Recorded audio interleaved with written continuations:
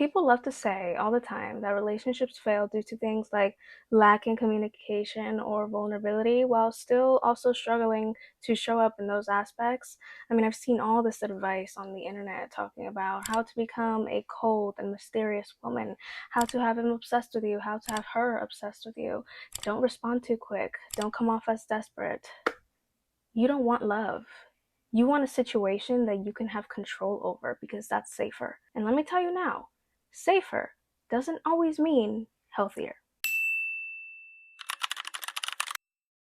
Welcome back to my channel. I want to talk about something that I see so much on the internet, specifically by this generation, and that is their unhealthy relationship to vulnerability in romantic relationships. It's almost like every day we are given a new piece of information on how to manipulate people into falling in love with us while simultaneously leading them on. Most of this advice is given by people who are hurt and ego-driven, and in this video I'm going to give you my best effort to explain to you my perspective.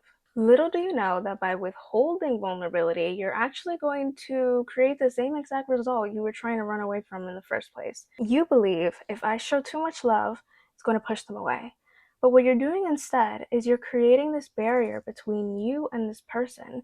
Therefore, they're never going to get to know you, and you're never going to create that safe space because you're blocking it. And eventually what that's going to do is that's going to push the right person away.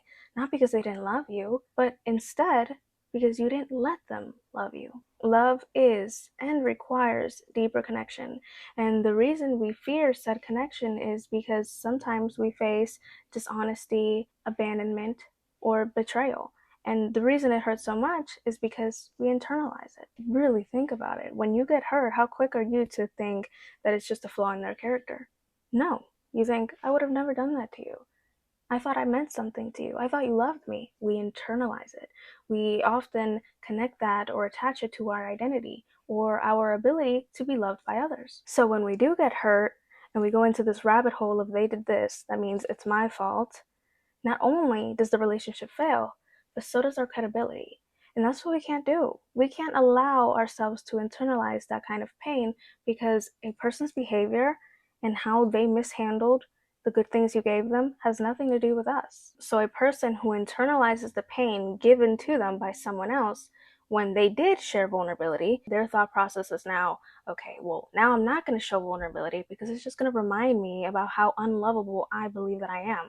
So instead of doing that mistake all over again, I'm just going to avoid the embarrassment, self-sabotage the relationship to hopefully regain a sense of control over my own identity. Because we fear rejection or abandonment, we purposely put ourselves in situations that we can control so that if the other person does end up betraying us, we can say, well, yeah, I already saw it coming.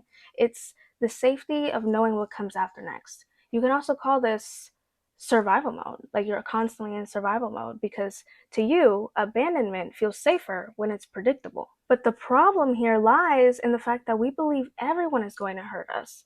We believe everybody is out to get us. So we end up pulling away or creating barriers with people who actually have genuine intentions. But because we have this it's too good to be true mentality, we end up self-sabotaging things that could actually be good in the long run. It's all a control thing because when you're in control, nobody can hurt you except you.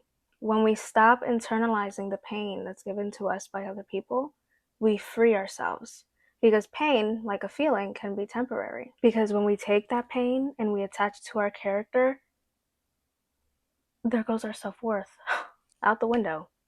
And now you have all of these beliefs that never came from you in the first place. You've become the pain. You let it consume you. And what we do when we become the pain is we hurt others with our walls. We hurt them with our mind games, with our rules, not boundaries, rules.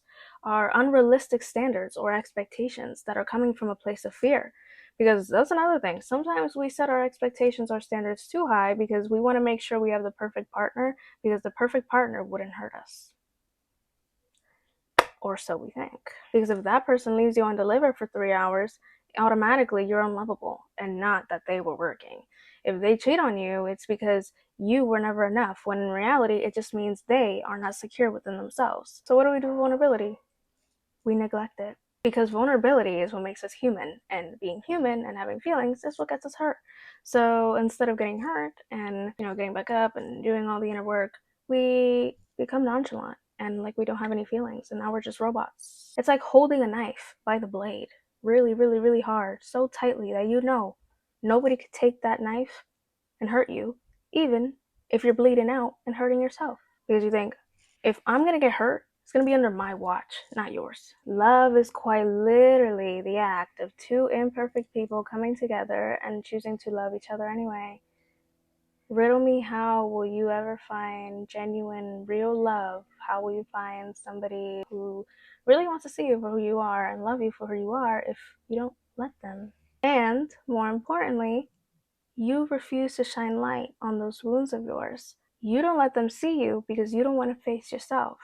When we learn to accept and see ourselves for who we are, we let others see us entirely too. Because now it's not about hiding, it's about letting ourselves be seen. When you are vulnerable and you put in the work to communicate, even if talking about your feelings is hard, and you ask for reassurance even when it feels dumb, and that person decides to walk away anyway, it doesn't mean that you were less than. It doesn't mean that you're unlovable. It hardly even means that they were an entirely horrible person. It just means that it wasn't meant to happen. And that's final. Because if that person wasn't meant for you and you weren't meant for them, regardless of what you guys could have said or done, it still wasn't going to work out. In fact, when we stay there and try to force a connection to work, chances are we might walk out of there with 10 times more damage. So save yourself the time, save yourself the healing. But the solution isn't to freeze up and become this cold-hearted person for the rest of your life. Because after all, the person who is meant for you is out there, and they're not going to be able to recognize your energy if you act like anything outside of yourself. I'm bubbly. I'm talkative. I'm always open for deep conversation. And if tomorrow I meet a guy and he thinks I'm desperate because I laugh too loud or I smile too much, then I know right off the bat that he's not for me. So be yourself, as corny as that sounds. Be loud, be talkative, be bubbly, be open. Detach yourself from all of this toxic advice. If you have a big personality, don't water it down for anybody. The right people will love it and handle it, and the wrong ones will tell you to take it down a notch. That's the difference. Don't let another person's behavior dictate how you show up. Notice how I said other person's behavior, not yours. Therefore, you can't internalize it because it does not belong to you. Don't let them tarnish your way of loving, because it's only through that way of loving that the person who's meant for you will find you. And if you tarnish it now out of pain, your heart may never be recognized. That brings us to the end of this video. I really hope that you guys enjoyed this as much as I enjoyed making it, and I will happily see you in my next one.